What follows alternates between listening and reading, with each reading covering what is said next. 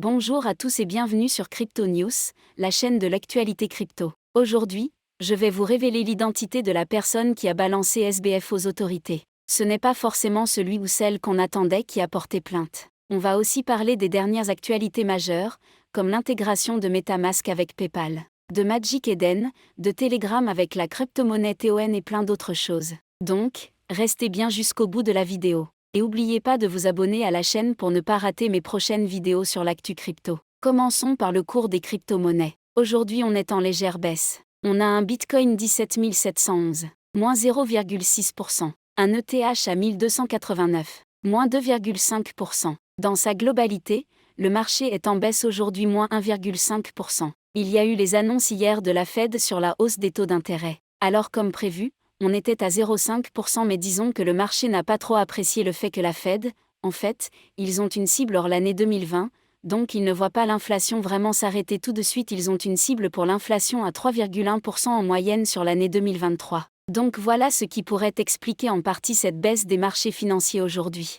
Et on va passer du coup aux actus. Parlons maintenant de MetaMask avec une intégration avec PayPal qui vient d'être annoncée avec le wallet MetaMask. Il sera désormais possible pour les Américains d'acheter de l'Ether directement depuis MetaMask avec PayPal, sans besoin de passer par un exchange. Vous pouvez le faire directement depuis MetaMask bien sûr, avec PayPal. Pour l'instant, c'est uniquement disponible pour un certain nombre d'utilisateurs aux États-Unis et ce sera prochainement disponible au fur et à mesure pour tout le monde. C'est une bonne nouvelle. C'est aussi un moyen, on va dire, de limiter l'utilisation des exchanges centralisés, et en fait de contrôler le plus rapidement possible ces cryptos. Quand vous achetez via MetaMask, comme ça avec PayPal, les cryptos ne transitent quasiment jamais ou ne sont pas stockés par PayPal sur la durée, c'est juste de manière extrêmement rapide et ça reste sur votre wallet MetaMask et vous possédez les clés contrairement aux exchanges donc vous devez faire très attention à ces clés.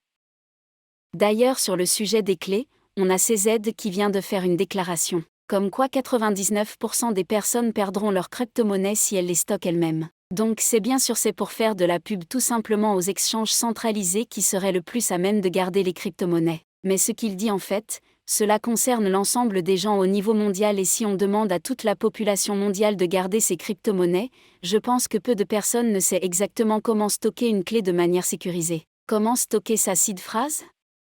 Comment stocker tout ça ?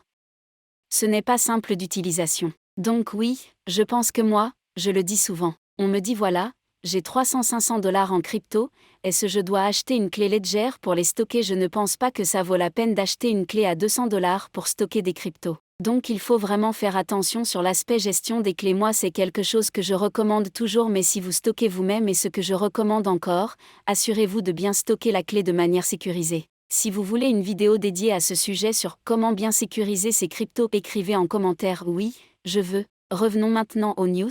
Qui d'après vous par qui SBF a été balancé ? Il y avait beaucoup de personnes qui disaient que c'était Caroline Ellison qui travaillait avec les autorités. Caroline Ellison, la présidente du fonds Alameda, fonds d'investissement associé à FTX. Et finalement, non ce n'est pas elle, c'est Ryan Salamé, c'était le président, le coprésident de l'entité basée aux Bahamas, qui s'occupait de FTX Digital Market. Et en fait, il aurait écrit le 9 novembre à la SEC des Bahamas, donc l'autorité des marchés des Bahamas, pour les informer qu'ils avaient constaté que les fonds des clients qui étaient détenus sur FTX Digital ont été transférés à Alameda Research. Donc c'est quelque chose de complètement illégal ou plutôt qui n'est pas censé se passer. Donc dès qu'il a vu ça, il a aussitôt informé la SEC. Et surtout il a dit qu'il y avait uniquement 3 personnes qui avaient la capacité de faire ces transactions. C'était SBF qu'on ne présente plus Nisha, c'était aussi Nishad Singh qui avait une part minoritaire dans FTX et qui était aussi très impliqué sur l'aspect ingénierie. Et Gary Wang, le cofondateur de FTX. Donc c'est une de ces 3 personnes, celui qui a fait ça. Du coup, ils ont eu la SEC des Bahamas qui ont ensuite contacté la police pour lancer une investigation. Donc voilà.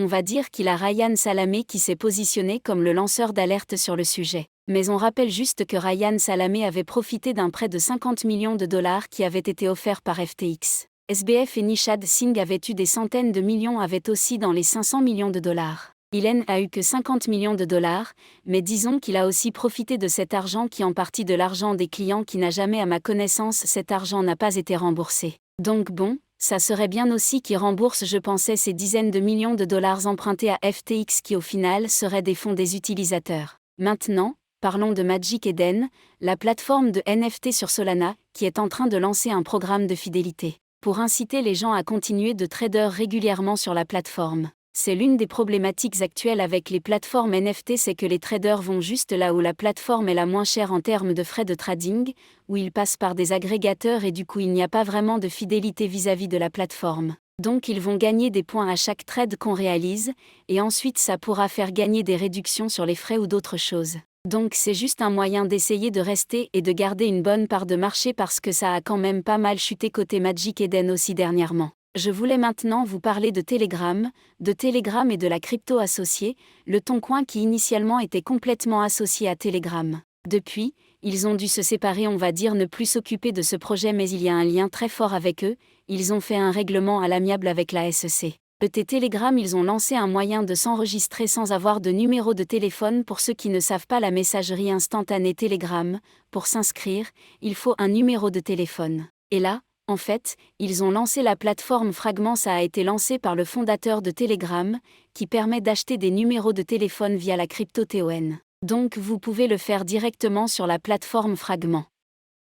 Et vous avez tous les prix pour acheter des numéros de téléphone, du plus cher au moins cher. Et suite à cette annonce, le TON Coin a fortement augmenté. On peut voir ici sur 3 mois. Vous avez le token TON qui augmente pas mal, il était à 1,68, s'équipe à ce qui s'est passé jusqu'à 2,62 aujourd'hui, on a une petite baisse, mais globalement, ça a bien augmenté. Ça a créé de la demande autour de cette crypto. Et surtout l'idée de dire que Telegram va de plus en plus être intégré à cette crypto-monnaie. Du coup, c'est une bonne nouvelle pour l'écosystème de cette crypto. On sait que les gens qui sont dans la crypto font très attention à leur vie privée. Et donc c'est pour ça que d'ailleurs vous voyez pas ma tête. Et c'est un moyen de plus en fait pour pouvoir s'enregistrer sur des applications sans forcément avoir à fournir son numéro de téléphone. C'est que Telegram qui fait ça pour l'instant, peut-être qu'un jour on verra ça sur WhatsApp et Signal. Voilà, c'est tout pour aujourd'hui sur l'actualité des cryptos. Si le contenu vous a plu, n'hésitez pas à vous abonner, à liker et à commenter. Je vous dis à demain pour une autre vidéo d'actualité.